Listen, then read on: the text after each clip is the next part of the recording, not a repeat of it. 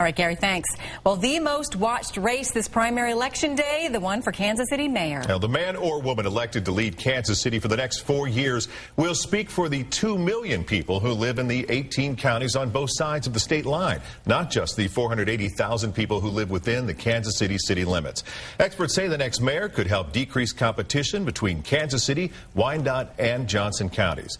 Kansas City Mayor Mark Funkhauser faces 5 challengers tonight in his bid for second term. Chris Hernandez has covered Funkhauser since he ran for the first term 4 years ago. Chris is live now at Funkhauser's campaign party in Westport. Hey, Chris. Well, hi, Elizabeth. And today, Mayor Funkhauser tells us that he is confident about how things will turn out tonight. We're at the Westport Flea Market, and this is where they will soon be setting up for his election watch party. Now, keep in mind, Kansas City voters have not denied a mayor a second term since way back in the 1920s.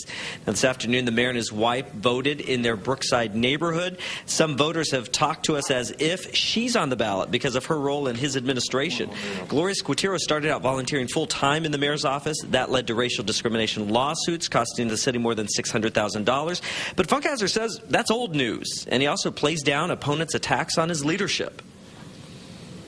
If they want to talk about my personal style, then obviously they don't want to talk about things like fiscal responsibility and the financial condition of the city.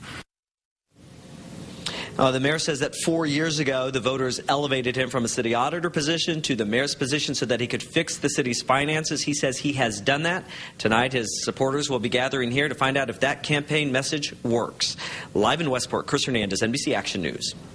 We also have crews with the other candidates running for Kansas City mayor. Tonight on NBC Action News at 6, we'll be live at the executive director of the Jackson County Sports Authority's watch party. Jim Rowland served on the city council from 1999 to 2006. Also, Mike Bergskamp, who now has the support of several former mayors, including Kay Barnes and Charlie Wheeler. Also running are businessman Henry Klein and 2-term city councilwoman and budget chair Deb Herman. But our coverage for Kansas City mayor continues with the attorney who raised the most money in the race. Sly James had more than $500,000 in his war chest. Lisa Benson is live at his camp. Lisa? Hello, you are right. I'm live right now at Californo's in Westport, and this is where Sly James's watch party will be held. Now, this morning, Sly James cast his vote at the Central Presbyterian Church at 35th and Campbell. James, like you said, has raised the most money in his quest to unseat Mayor Mark Funkhauser. James is a lifelong Kansas City resident, a Marine, and an attorney. All attributes his campaign hopes will help him in the polls. Now, tonight, polls close at 7 o'clock. And this party is expected to be full by 8 o'clock. And, of course, NBC Action News will be here live on scene to figure out what's going on. And, of course, we'll be here calculating those results as they come in. Reporting live, Lisa Benson, NBC Action News.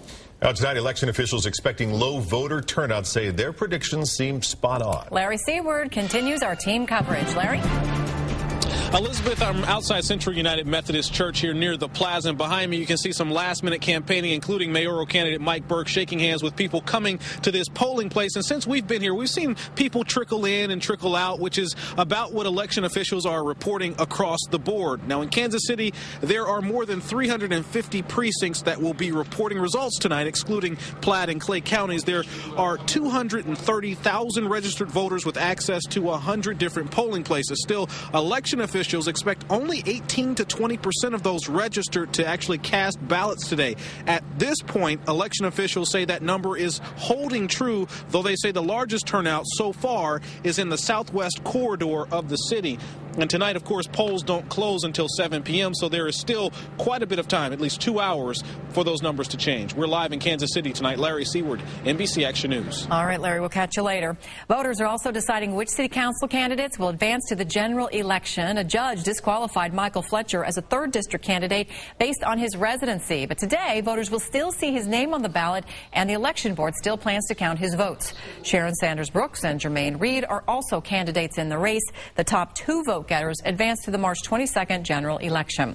There is still time for you to cast your ballot, too. Polls are open until 7 tonight. Then our election webcast starts at 8 on NBCActionNews.com.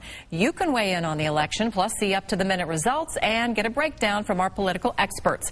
Then we'll bring you results on NBC Action News tonight at